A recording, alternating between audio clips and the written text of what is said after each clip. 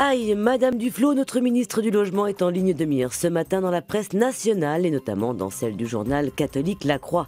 Après sa grande annonce hier, souvenez-vous, elle souhaite réquisitionner les bâtiments de l'église inutilisés à Paris pour assurer le logement des plus démunis. Eh bien, la réponse ne s'est pas fait attendre et le Figaro aussi s'en fait l'écho. Pour l'église catholique, c'est une provocation. L'archevêché de Paris est outré et déconcerté et précise que l'église n'a pas attendu la menace brandie par la ministre pour participer à la solidarité et prendre des initiatives. CQFD. À toutes fins utiles, de son côté, Le Monde rappelle en une qu'en France, 23% des jeunes sont pauvres et rapporte à quel point les 16-25 ans sont frappés par la crise.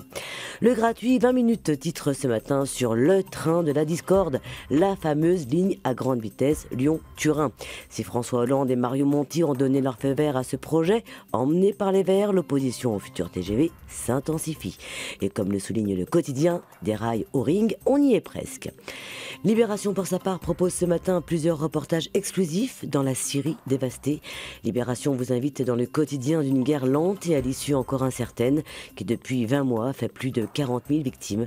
Le quotidien d'une cité pilonnée tous les jours par le régime de Bachar al-Assad. Métro se fait l'écho de l'inquiétude de Raoni, le chef indien infatigable défenseur de l'Amazonie qui effectue actuellement une tournée en Europe. Comme il le fait depuis plus de 30 ans, il poursuit son combat contre le déboisement de la forêt amazonienne et rappelle très justement que sans forêt, il n'y a pas d'avenir. Côté sport, le quotidien sportif, l'équipe suggère au PSG une thérapie de groupe. Miné par ses résultats et ses conflits internes, le PSG se sentirait un peu mieux s'il battait le prestigieux FC Porto ce soir. En jeu quand même, la première place du groupe et la perspective d'un 8e de finale. Il faut juste y croire. Enfin, et pour terminer cette revue de presse, bien sûr, l'image du jour est consacrée ce matin au couple princier d'Angleterre, William et Kate, qui attendent un bébé.